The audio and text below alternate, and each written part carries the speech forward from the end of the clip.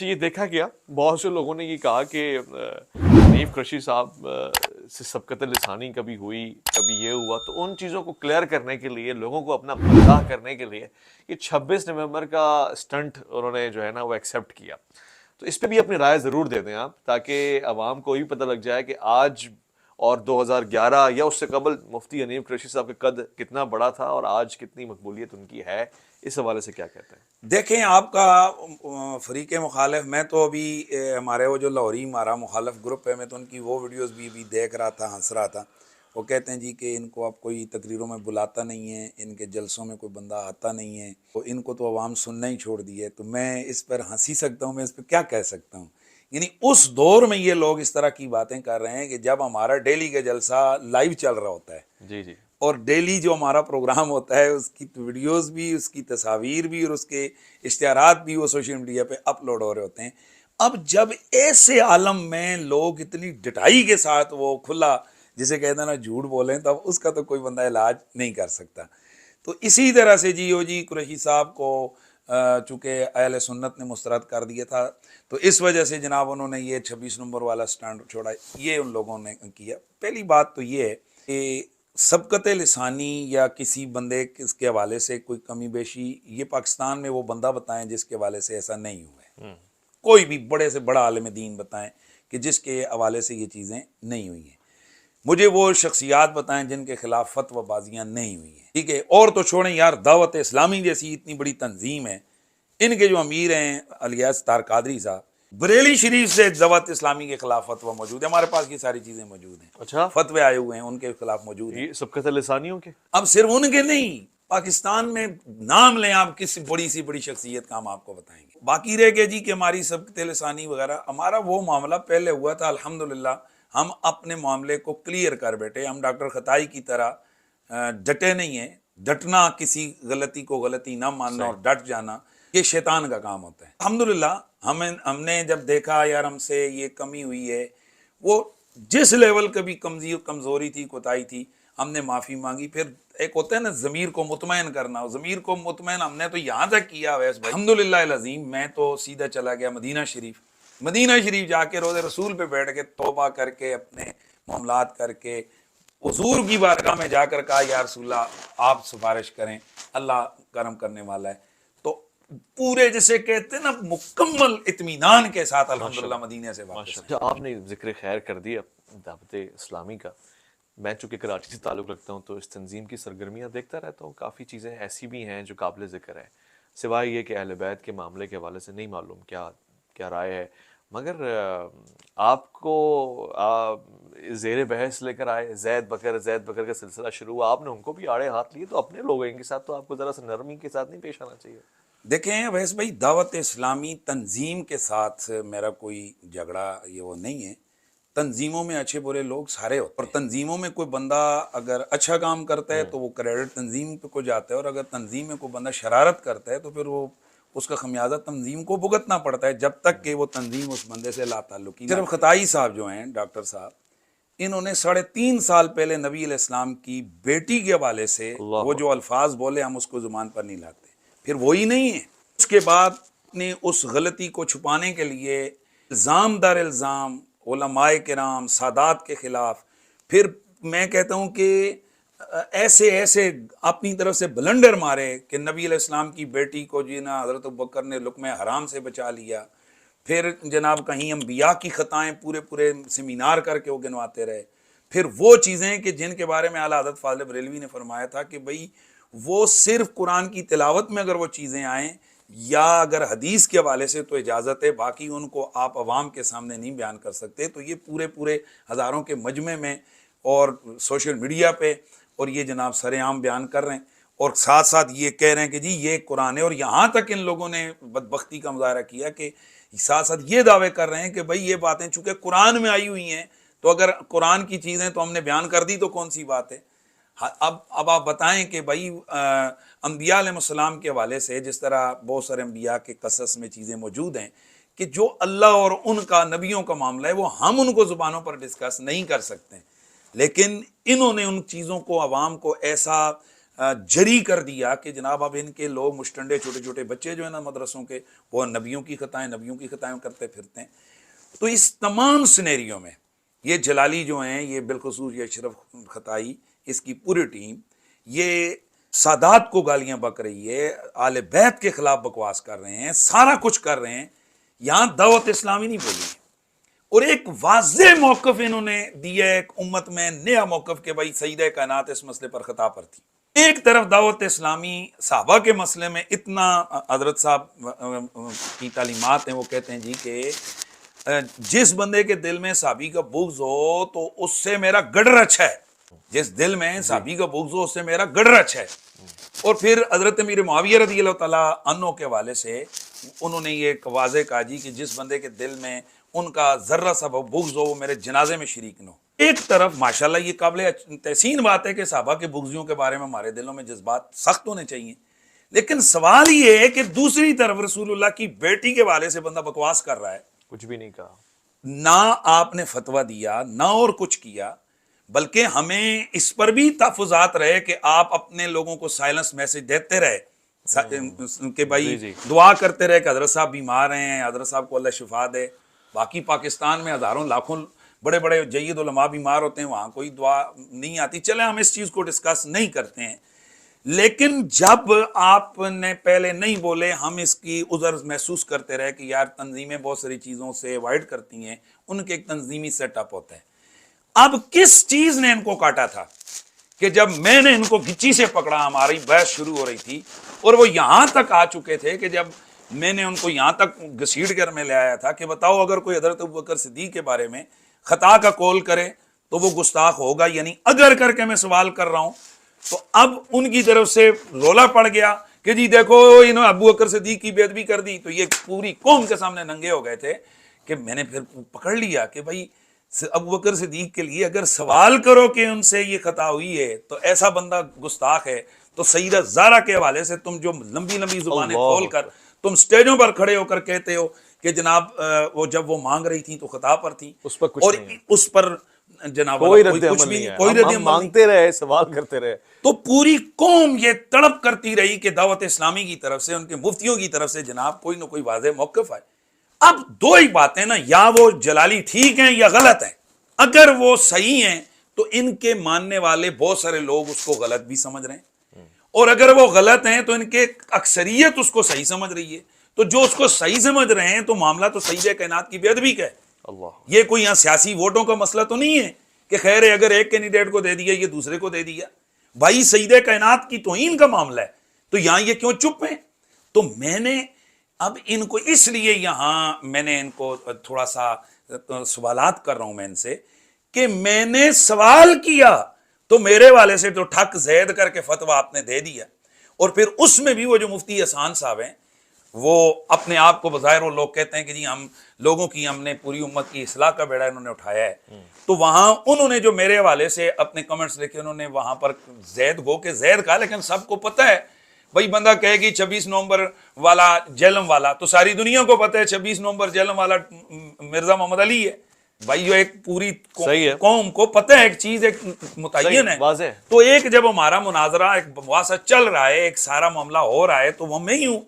तो अब जब वो वहां ये कह रहे हैं कि जैद जो है ना वो हजरत अमीर मुआविया पे तान करता है, या फिर वो कहते हैं जी कि वो हजरत अबू सुफियान के हवाले से जो है ना वो उसका रवैया वो ठीक नहीं है, उसकी जो है ना वो तान वाली बातें करता है। ये वो लोग कह रहे हैं कि जो लोगों को कहते हैं कि आप शरीयत का दामन पकड़ें। क्या इनके सामने ये नहीं है कि जो मुझसे सबकत लिसानी या कोई कमजोरी हुई भी थी, मैं उस पर वाज़े अल्लाह की बारगाह में तौबा कर चुका हूं। तो तौबा करने के बाद फिर ताना कैसा? इसी वजह से मैंने एक सवाल इनसे किया था कि इनके बुजुर्गों ने एक मामले पर, जो मामला था हजरत साबी रसूल हजरत जय गफारी रज़ियल्लाहु तआला अन्हु वाला, तो उस मामले पर इनके बुजुर्गों ने एक वजाहत करवाई थी इनसे। तौबा नहीं की है वहाँ। मुझे भी इसमें इश्तिबा हुआ था कि इन्होंने तौबा कर ली, और मैंने एक खुशफहमी में या मैंने एक अच्छा उसने ज़न रखते हुए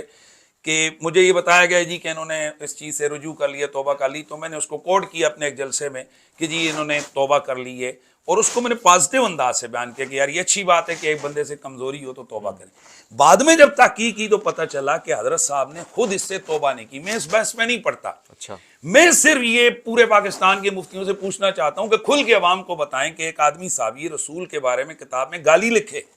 और उसके बाद सिर्फ वजाहत कर दे कि ओहो मुझे मालूम नहीं था कि ये साहबी हैं, तो मैंने गैर साहबी समझ के मैंने उसको गाली दे दी है, बाद में पता चला ये साहबी है। ये किताब में से आज के बाद मैं नहीं छपूंगा, आज के बाद जिन किताबों में छपो है उसको भी उठा लें, तो तौबा ना करे तो क्या ठीक है? मैं इस पर फतवा नहीं देता, मैं सिर्फ पूछना चाहता हूं कि क्या ठीक है कि गाली दो साहबी को और साहबी को गाली देकर उसके बाद वजाहत कर दो, और दूसरी तरफ एक बंदे से सबकत लिसानी हुई हो, वो बार बार तौबा भी करे, वो उनकी फजाइल में शाने भी बयान करे, वो मदीना शरीफ जाकर भी करे, उस पर फिर तुम तान करो और फिर कहो खुद तुम तौबा भी ना करो, और तुमसे कोई सवाल कर ले कि भाई क्या इसको के बारे में आपका ख्याल, तो आप कहें जी कि एक आदमी ने वजाहत कर दी, तौबा रजू कर लिया, तो उस पर आप तान करते हैं। तो मैं यही उन दावत इस्लामी के मुफ्तियों से पूछना चाहता हूं कि बताएं कि अब हजरत साहब ने अगर हजरत जय गफारी के मसले पर रजू किया था, उसके बाद मेरा सवाल करना आपको तान लग गया, तो जो मुफ्ती हसन ने मेरे खिलाफ लिखते हुए जैद ही करके अगर लिखा, तो जो मुझ पर इल्ज़ाम लगाया हजरत अमीर मुआविया और हजरत अबू सुफियान के तान का, तो क्या वो काबिल गिरफ्त नहीं है? तो बहरहाल दावत इस्लामी के इन मुफ्तियों के इस डबल स्टैंडर्ड्स की वजह से मैंने अब सवाल उठाए हुए हैं और वो जवाब मैं नहीं एक बात बताऊं जी, मैं यहाँ पे एक बात बताऊं आपको, इसका सवाल भी आपसे पूछ सकता हूँ, आप बहादुर आदमी हैं। ये कहते हैं जी आप दाता दरबार गए और वहाँ पर आपके वाले से बड़ी सख्त रवैया अपनाया गया, दरवाजे बंद कर दिए गए, आपको प्रोग्राम नहीं करने दिया गया और हल्ला मचाया गया मुफ्ती हनीफ कुरैशी के खिलाफ, तो इसमें किस हद तक सदाकत है? क्योंकि ये आपकी तरफ उंगली उठ रही है कि ऐसा भी है, आपके जलसे तो बढ़ रहे हैं, मगर ये मामला क्या है? देखिए अवैस भाई, मैं 3 साल गालबन 2 साल 3 साल पहले लाहौर दाता साहब जो है ना वो प्रोग्राम होता है उर्स का, वहाँ पर मैं मदूफ था, तो मैं गया, तो इनके किराए के जो लोग बुलाए हुए थे उन्होंने वहाँ नाराबाजी की, बदतमीज़ी की, और मुझे इन्होंने तकरीर नहीं करने दी गई। अब मुझे ये बताएं ये कौन सा मुश्किल काम है? मेरे साथ लोग नहीं हैं, मैं किसी भी जलसे में ये आए हों और मैं वहाँ पर खड़ा होकर नाराबाजी करूँ, प्रोग्राम ख़राब कर दूँ, कौन सा मसला है?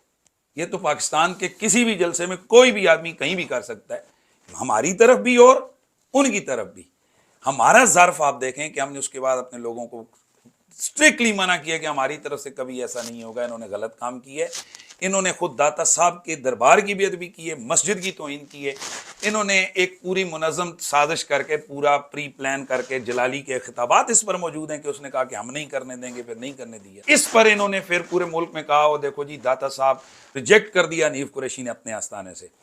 अच्छा, हालांकि मैं उसके बाद कितनी दफ़ा दाता साहब जा चुका हूँ, वहाँ मज़ार पे हाज़री दी है, बाकी अल्हम्दुलिल्लाह आना जाना हमारा लगा रहता है, हमारा तो नहीं है, वैसे मेरा ये मिजाज नहीं, लेकिन चलें सवाल आपने किया है तो मैं इसी तरह मैं सवाल पूछ लूँ कि अगर हमारी बदमाशी की वजह से, जिसको तुमने पूरा प्लान करके मुझे तकरीर करने से रोका, तो आपने कहा जी इसको दाता साहब ने रिजेक्ट किया है, हालांकि इसमें दाता साहब की रिजेक्शन वाला मामला होता तो मैं कभी लाहौर जा ही ना सकता, मैं दाता साहब की बारगाह में कभी सलाम ही ना कर सकता, मैं तो उसके बाद कितनी बारह गया हूँ। तो मैं ये पूछना चाहता हूँ कि 2 साल पहले डॉक्टर जलाली जब मदीना शरीफ गया, तो डॉक्टर जलाली को बाकी लोगों को छोड़ दिया गया, डॉक्टर जलाली को वहाँ से डिपोर्ट कर दिया गया, मदीना शरीफ हाजिर ही नहीं होने दिया गया। तो अब बताएं कि फिर क्या रसूलुल्लाह ने इनको रिजेक्ट नहीं किया है? क्या मैं ये ना कहूँ कि रसूलुल्लाह के जिगर के टुकड़े भी पाक सय्यदत और निसाइल आलमीन की इसने बेअदबी और गुस्ताखी की, और रसूलुल्लाह ने अपनी आस्थाने पे आने नहीं दिए, इसको दहलीज से दूर कर दिया, दुत्कार दिया इसको, उसकी वजाहत भी कोई नहीं ठीक है। अब देखें वो करते हैं, वो कहते हैं जी हुकूमत ने ये किया फलाने, मेन रिजेक्शन तो रिजेक्शन, मेन चीजों की बात नहीं, इनके मरकजी लोगों ने मेरे खिलाफ क्लिप बनाए, मैंने 2 साल हुए, हमें पहली दफा आपने क्वेश्चन किया है तो मैं इस पर जो है ना वो इस पर मैं लबकुशाई कर रहा हूं। अब चले उसको छोड़ें, अब हाल की तरफ आए।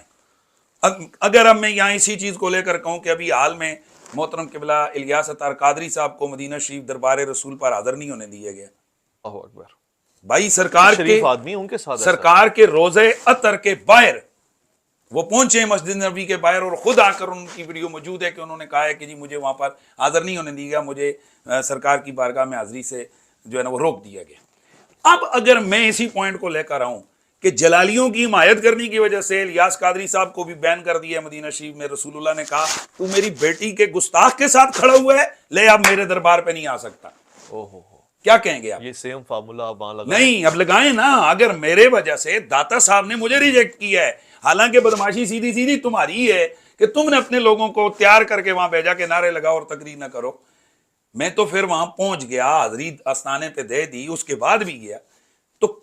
तुम ऐसी हरकतें कर रहे हो तो मैं अब यहां से इसको भी छोड़ें। मेरी मालूमातें जो शायद गलत भी हो सकती हैं कि हबीब अत्तारी साहब पर मदीना जाने पर बैन हो गया, जो इनके मरकजी रुकन है जनाब मजलिस शूरा के,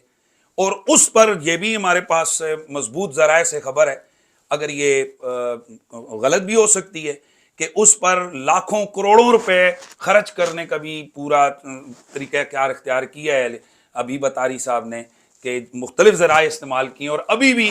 ऐसे मजबूत ज़राए मौजूद हैं कि जिन्होंने बताया कि अत्तारी साहब ने करोड़ों रुपए की ऑफ़र भी की है मुख्तलिफ ज़राए को कि यार किसी तरह मेरा ये बैन हट जाए। और हमारे यहाँ पिंडी इस्लामाबाद के ऐसे लोग मौजूद हैं कि जिनके पास इन्होंने आकर अपील की है कि मेरे ऊपर या ये जो पाबंदी लगी है इसको हटवा दो। अच्छा। अब अगर मैं ये जिस तरह वो कहते हैं कि दाता साहब हनीफ कुरैशी को इसलिए रोका गया कि ये जनाब वाला, इसको दाता साहब ने रिजेक्ट कर दिया, तो अब मैं यही सवाल करूं, ये मेरा दावा नहीं है, मैं उनके उस एक दो प्रॉब्लम ये है कि इनको इल्जामी तौर पर जवाब दो ना, तो ये वो मेरा मौक़िफ़ बयान कर देते हैं। तो मैं इसी तरह अगर ये कहूँ कि भाई जलाली पे बैन लगा है सईदा कायनात की गुस्ताखी की वजह से, उसको सईदा ने आने नहीं दिया, इन दोनों बड़ों बुजुर्गों पर बैन लग गया है, इनको वहां से रोज़े रसूल से दुत्कार दिया गया है क्योंकि ये जलालियों के साथ खड़े हुए हैं और उनको सपोर्ट कर रहे हैं।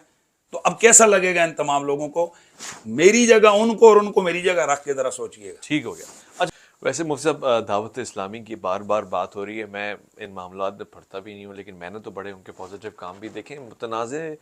में तो किसी तरह से वो आते ही नहीं है, तनाज़ात से दूर रहते हैं, तो इन मामलात में कहाँ पे क्या, और ये समझ से बालतर है। देखें जी, दावत इस्लामी की जो गुज़श्ता कारकर्दगी है पिछले कई अरसे से, वो तो बिल्कुल ऐसा ही है कि वो एक अपने काम से काम रखने वाले थे, लेकिन अब